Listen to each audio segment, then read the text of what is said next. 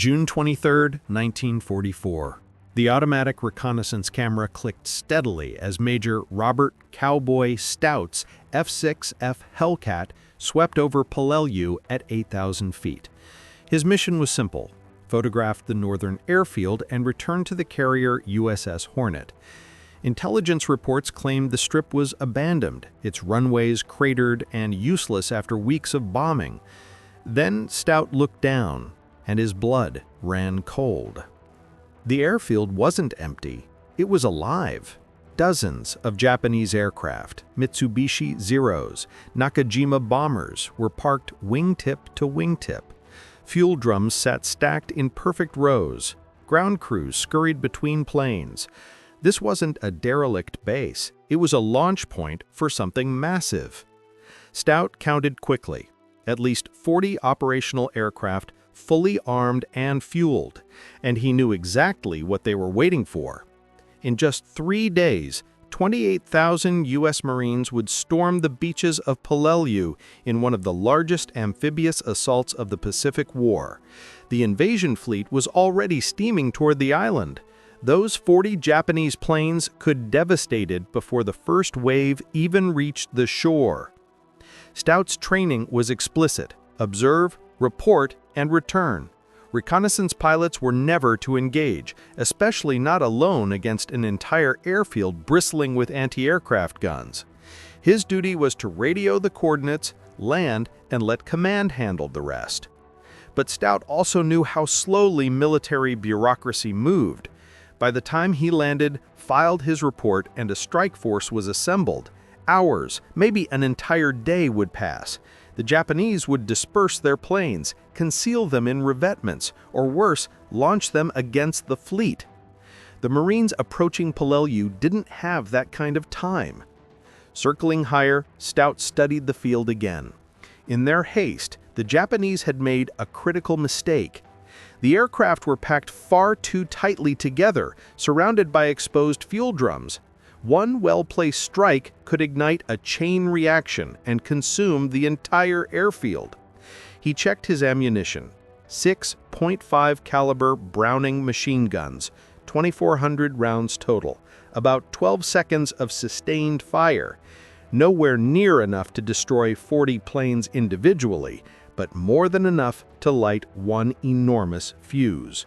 Before we continue, I'd love to know where you're watching from and whether you've heard about the Battle of Peleliu.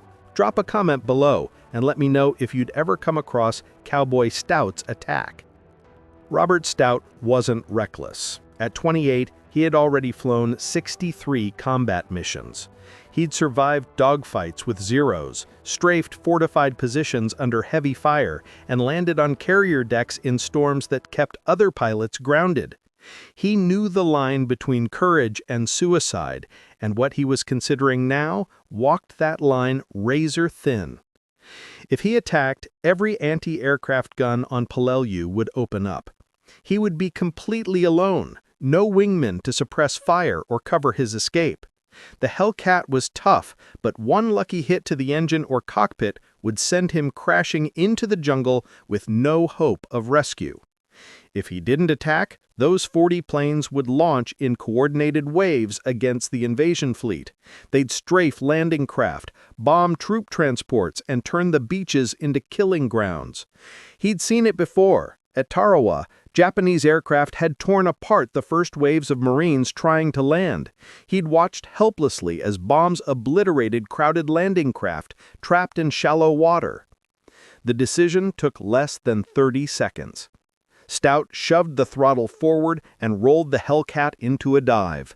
The altimeter unwound violently as he dropped toward the canopy.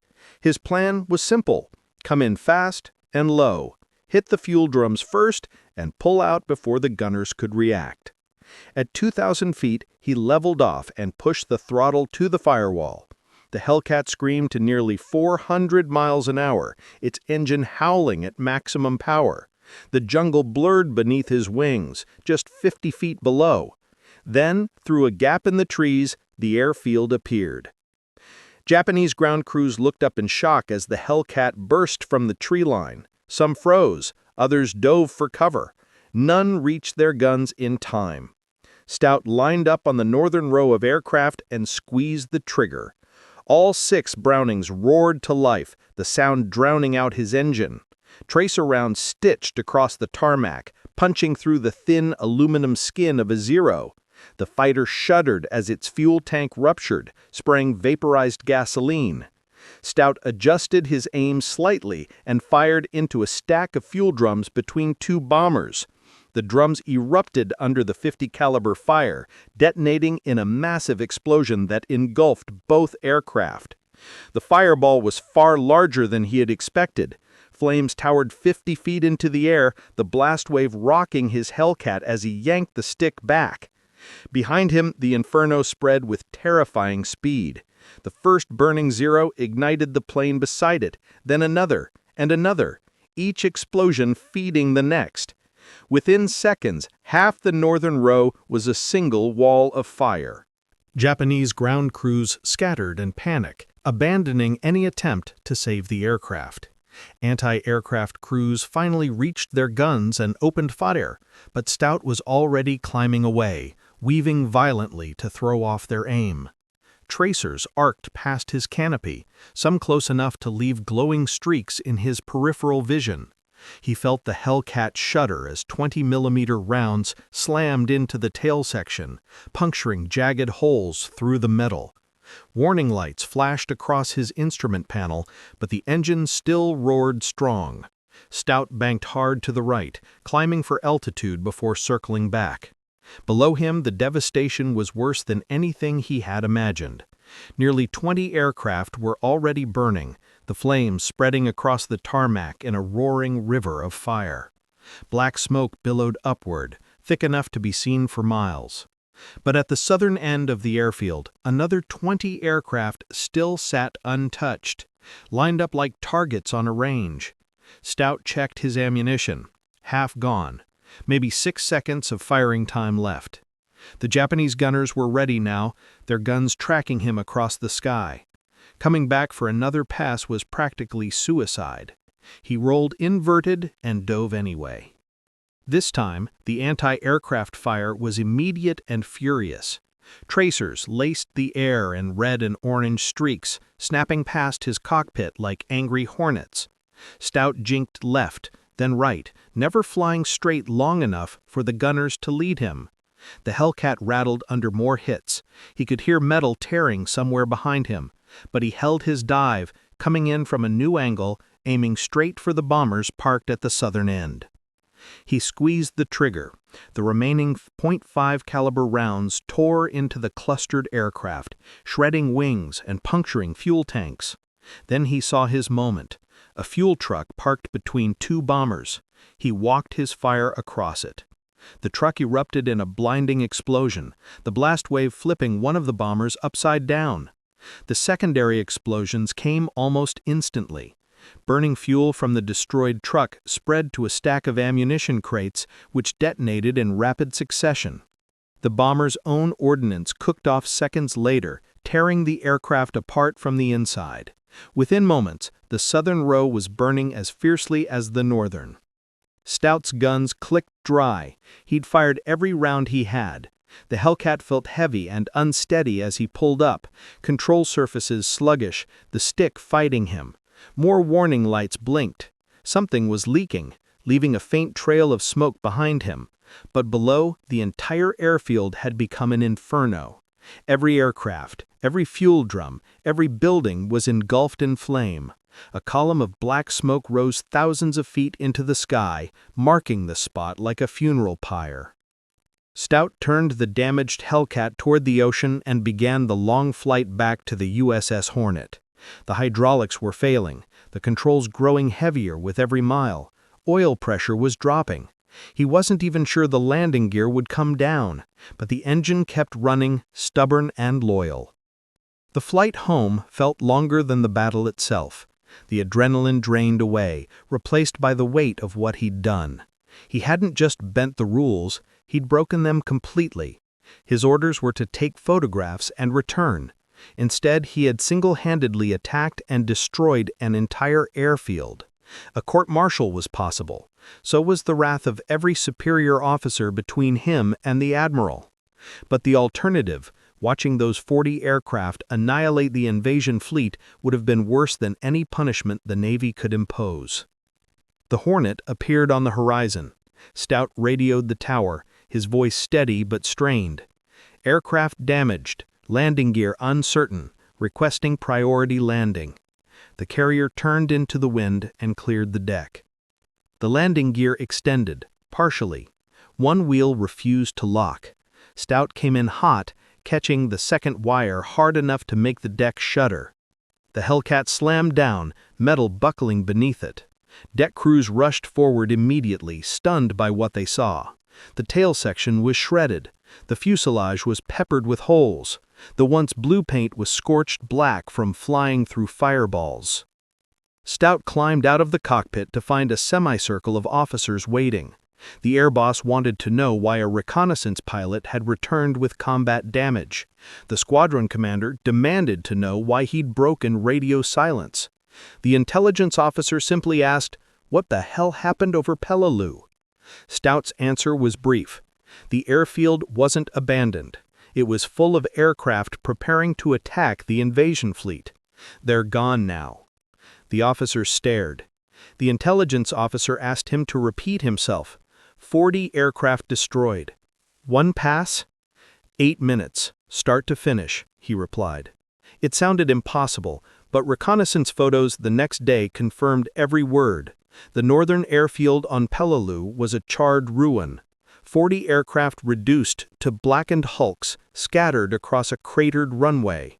The fuel dumps were gone. The hangars were ash.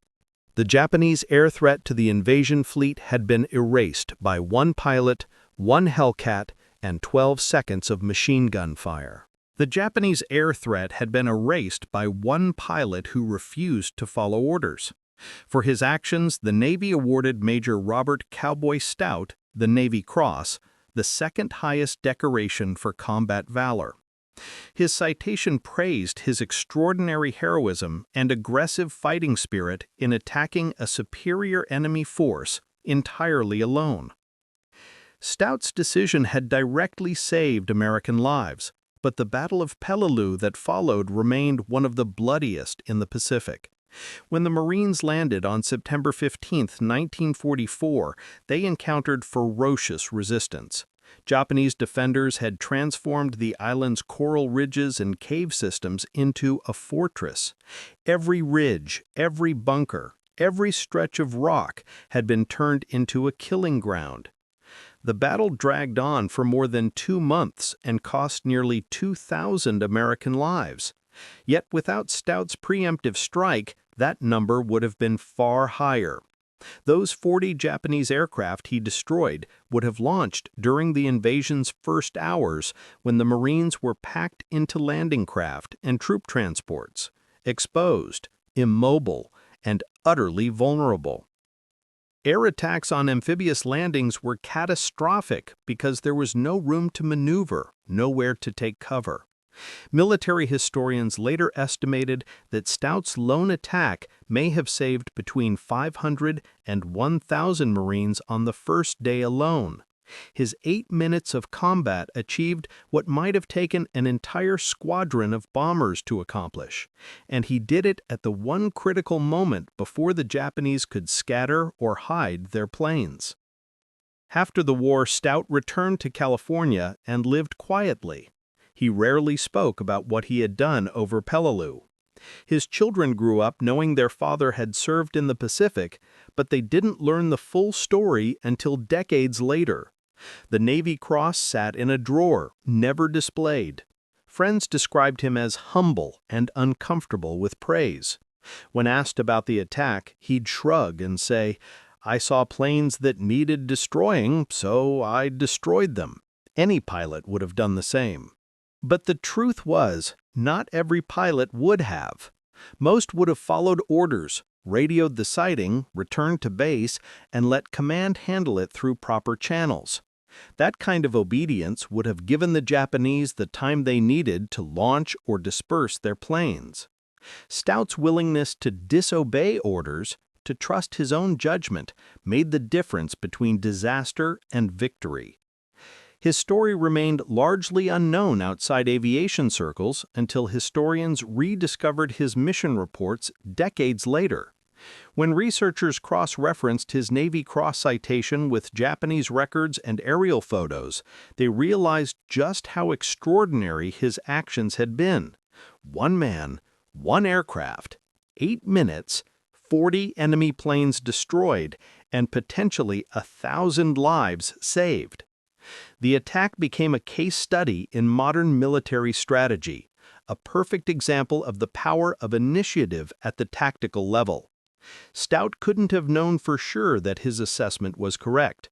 He was gambling on his instincts, his experience, and his read of the situation. Everything about the scenario argued for caution. Follow orders. Report back. Let the chain of command decide. But Stout understood something crucial. Sometimes the man on the scene has clearer judgment than the commander studying maps miles away. His decision to trust his own eyes and act, even when it meant defying procedure, embodied the very principle of commander's intent. The Navy hadn't ordered him to attack that airfield, but they had ordered him to protect the invasion force. Stout understood that intent and acted on it. In awarding him the Navy Cross rather than court-martialing him, the Navy acknowledged that rigid obedience would have meant failure. His disobedience was, in truth, the highest form of discipline, fulfilling the mission's purpose rather than its literal orders. Modern fighter pilot training still studies Stout's attack, not only for his flying skills, but for the decision-making under pressure that defined it. Instructors point to his mission as proof that following orders to the letter can sometimes mean missing the moment that changes everything. His attack also demonstrated flawless target prioritization. He didn't waste ammunition trying to destroy 40 aircraft one by one. He identified the critical vulnerability, the fuel drums, and hit them. One bullet in the right place accomplished more than 1,000 in the wrong ones. His low-level attack runs from multiple angles showed tactical sophistication far beyond simple aggression.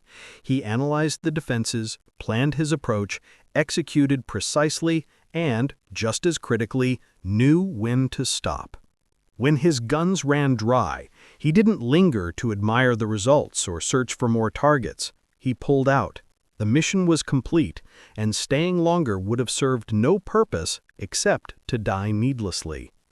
Every decision, from target selection to timing to disengagement, had been made in seconds under fire, with no time for deliberation. Training, instinct, and composure carried him through, and each choice proved right. Robert "Cowboy" Stout passed away in 2005 at the age of 89.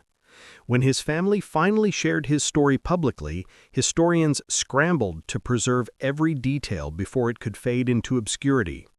Mission reports, reconnaissance photos, and Navy records confirmed what seemed almost unbelievable. In the history of naval aviation, no other single pilot destroyed as many enemy aircraft in one mission during World War II. His 8-minute attack over Peleliu prevented what could have been a massacre during the invasion. The Marines who fought and bled on that coral island never knew that a Navy pilot's defiance had cleared the skies for them. They faced machine guns, bunkers, and caves, but not Japanese bombers screaming down from above.